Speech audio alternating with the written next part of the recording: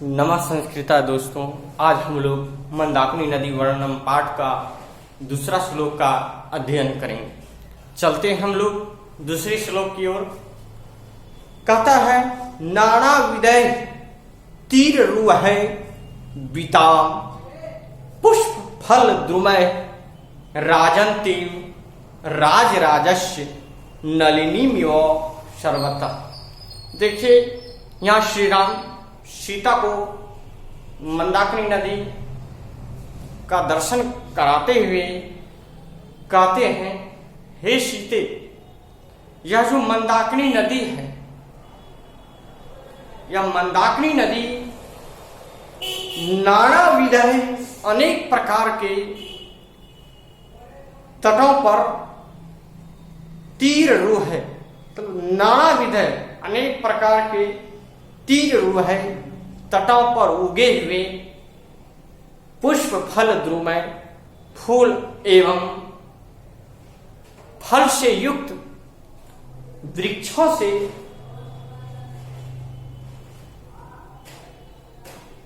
सर्वतः सभी ओर से वृत्तांग घिरी हुई और राजंतीम सुशोभित होती हुई राजराजस्य कुबेर के नलिनीमिव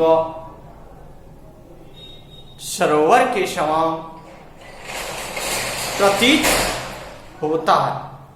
कथा, यह जो मंदाकिनी नदी है, इस मंदाकिनी नदी के तट पर किनारा जो है विभिन्न प्रकार के फूलों से एवं फलों से युक्त है।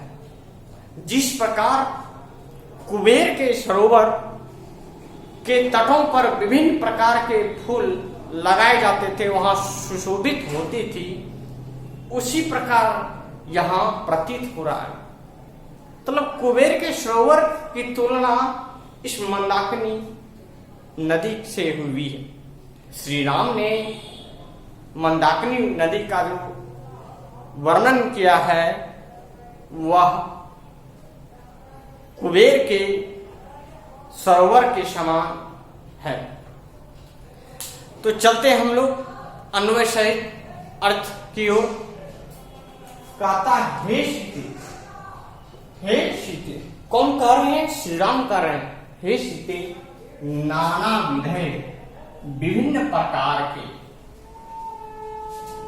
नाना विधय विभिन्न प्रकार के तीर रूह है तट पर उगे हुए पुष्प फल द्रुमय फूल एवं वृक्षों से युक्त, फूल एवं फलयुक्त वृक्षों से सर्वतः सभी ओर से वृत्तांग घिरी हुई और राजंतीम सुशोभित होती हुई राजराजस्य राजस कुबेर के नलिनी इव सरोवर के समान मंदाकिनी नदी को पश्य देखो। यहाँ श्री राम सीता को संबोधित कर रहे हैं कि यह जो मंदाकिनी नदी है, इस मंदाकिनी नदी के तटों पर विभिन्न प्रकार के फूल एवं फल से युक्त पेड़ पौधे उगाए हैं और सुशोभित हो रही है। और जाकर के यहां बताया जा रहा है कि यह जो मंदाकिनी नदी है, यह कुबेर के सरोवर के समान प्रतीत हो रहा है। जिस प्रकार कुबेर ने अपने सरोवर के किनारे पर विभिन्न प्रकार के फल फूल लगवाते थे, उसी प्रकार यहाँ जो है प्रकृति ने खुद प्रकृति ने मंदाकिनी नदी के तटवर्ती मतलब तट पर पेड़ पौधे लगाए हैं। मतलब प्रकृति के द्वारा उग आए हैं। तो चलते हैं हम लोग तीसरी श्लोक की ओर।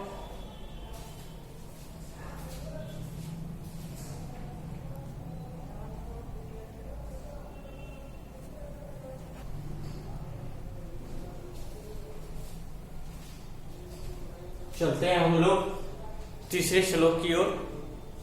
कहता है, मृग यूथ निपितानि कलुषाम भांसी सांप्रतम तीर्थानि रमणीयानि रतिम संजनयंती में। यहां श्री राम कहते हैं कि हे सीते, सांप्रतम इस समय मृग यूथ, मृग मतलब होता है हरिण, यूथ मतलब होता है समूह, तो मृग के समूह द्वारा निपितानी मृग के समूह द्वारा पिए गए कलुषाम भांसी गंदे जल से।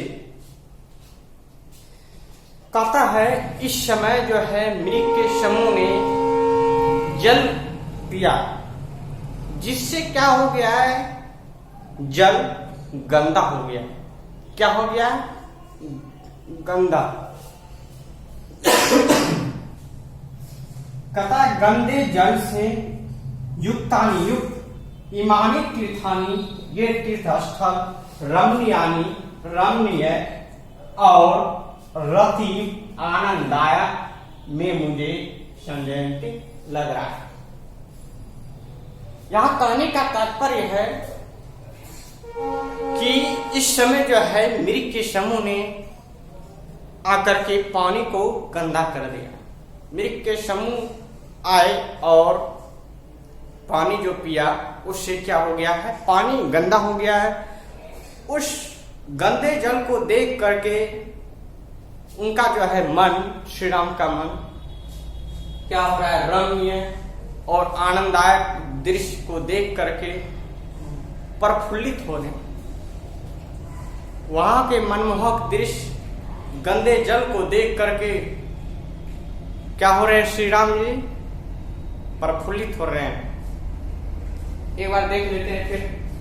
कहता है शाम प्रथम इस समय मृग के जो समूह है, जो झुंड है, निपितानि समूह द्वारा पिए गए कलुषाम भांसी गंदे जल से युक्तानि युक्त इमानी तीर्थानि, ये तीर्थ स्थल रमणीयानि जो है रमणीय और प्रतिम आनंददायक में मुझे संजयंती लग रहा है। तो धन्यवाद दोस्तों। अब हम लोग अगले श्लोक का अध्ययन अगले भाग में करेंगे।